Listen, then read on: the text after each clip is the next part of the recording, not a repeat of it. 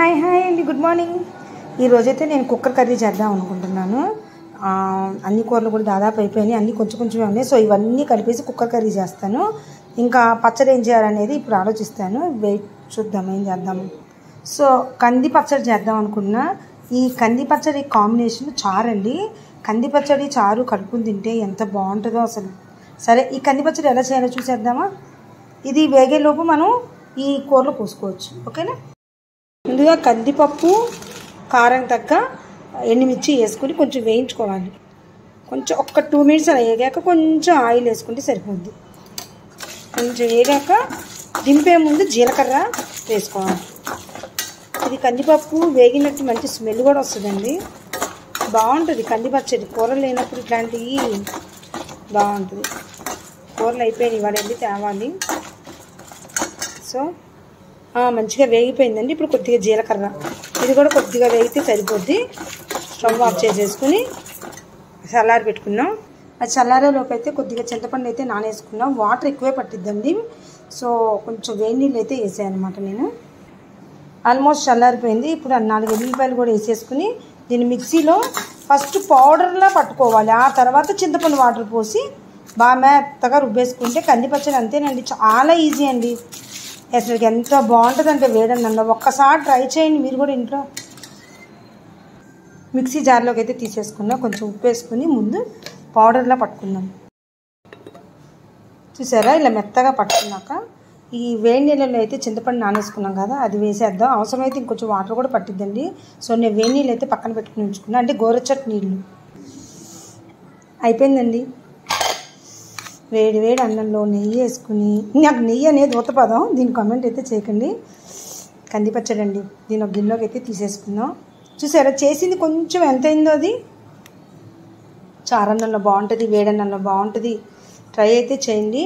నేను కొంచెం కరకరలాడేటట్టు నువ్వు రుబ్బుకున్నా. కొంతమంది బాగా పేస్ట్గా రుబ్బుకుంటారు. నేను ఇది ఇప్పుడు నోట్లో టేస్ట్ చూస్తేనే చక్కగా కరకరలాడుతుంది. ఎందుకంటే మంచిగా ఫ్రై అయితే కందిపప్పు అనేది వేగితే ఇలా కరకరలాడుతూ ఉంటుంది. రెడీ అండి కంది పచ్చడి. చాలా అంటే చాలా బాగుంటుందండి. ట్రై చేయండి. ఇప్పుడు మనం కూరలోకి వెళ్ళిపోదాం. కుక్కర్ కర్రీకి అయితే అన్నీ రెడీ చేసుకున్నా. క్యాప్సికమ్, ఉల్లిపాయ, టమాటా, బంగాళదుంప, క్యారెట్, అలానే దంచి పెట్టుకున్న ఎల్లుల్లిపాయలు కొద్దిగా పైపైన ఇలా దంచుకోవాలి. ఈ కుక్కర్ కర్రీకి ఏంటంటే మనము తాలింపు వేయకూడదు. ఏం చేయాలంటే చూపిస్తాను. ముందైతే ఆయిల్ వేసుకుని, మరీ ఎక్కువ కూడా వద్దండి, చూసేసుకోండి. తాలింపు మీద కొంచెం ఎక్కువ అంతే. ఇలా కొద్దిగా నూనె కాగాక ఇవి మాత్రమే వేయాలి. మరీ ఎక్కువ వేస్తే మసాలా కింద వచ్చేస్తుంది అనమాట. లవంగాలు, దాల్చిన చెక్క అంతే. కొంచెం అట్లా వేయాలి. లైట్గా వేగంగానే ఇలా అన్ని రకాలు వేసేసేయాలి. అన్ని రకాల ముక్క. అలానే దంచి పెట్టుకునే ఎల్లుల్లిపాయలు, ఉప్పు, అలానే పసుపు, అలానే కారం అందాజుగా, అలానే చారు పొడి. నేను చారు పొడులు అన్ని రకాలు వేస్తా అన్నా కదా. ఈ చారు పొడి అయితే అయిపోయిందండి. ఇదే ఉంది. రేపు ఎలా చేయాలి తయారీ విధానం చూపిస్తా. అసలు అయితే జీలకర్ర పొడి, మిరియాల పొడి వేసుకుంటారు. నేను చారు పొడులు అన్ని రకాలు వేస్తా కాబట్టి ధనియాలతో సహా నాకు ఇది బాగా అన్ని కూరల్లోకి, ఇలాంటి కూరల్లోకి యూజ్ అవుతుంది అనమాట.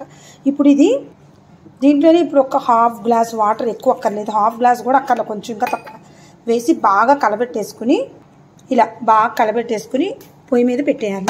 పొయ్యి మీద పెట్టేసి ఓన్లీ 1 విజిలేనండి, అంతకంటే ఎక్కువైతే రాకూడదు. అది కూడా సన్నసగా పెట్టకూడదు, కొంచెం పెద్దసగా పెట్టాలి. 1 విజిల్ చాలండి, రాత్రి గుజ్జు అయిపోద్ది. ఓ పొయ్యి మీద ఏమో చారు పెట్టేసా, ఒక పొయ్యి మీద టీ మా వారికి, ఒక పొయ్యి మీద ఏమో ఇది. 1 విజిల్ వచ్చేసింది, ఇవ్వండి వచ్చేస్తుంది, చాలండి. ఆ విజిల్ కూడా మొత్తం పోకముందే మనం తీసేయాలి, లేకపోతే అది గుజ్జు అయిపోద్ది. స్టవ్ అయితే కట్టేసాను, ఇది తీసి పక్కన పెట్టేసుకుందాం. మళ్ళీ ఆవేడి మీద ఎక్కువ మర్చిపోద్ది, అందుకని ఇంకెందుకు అన్నం పొయ్యి అయితే ముట్టించేసాను. మంచి స్మెల్ వస్తుందండి ఈ కుక్కర్ మాత్రం. ఈ కుక్కర్ కూరకి విజిల్ ఇలా పూర్తిగా వచ్చేసరికి ఇంకా రాలేదు, అయినా మనం తీసేయాలి జాగ్రత్తగా అట్లా కొంచెం కొంచెం, లేకపోతే అది గుజ్జు అయిపోద్ది. ఇది మాత్రం మర్చిపోకండి. మళ్ళీ ఇలా చూపించారు సుశీల గారు, ఇదేంటి గుజ్జు అయిపోయిందిగా అనుకోవద్దు దయచేసి, తీసేయండి. ఇట్లా ఒకవేళ వాటర్ ఎక్కువైంది అనుకుంటే ఆ వాటర్ని సూప్లా ఏదైనా పోసుకుని తాగండి, కానీ మళ్ళీ పొయ్యి మీద అయితే పెట్టకండి.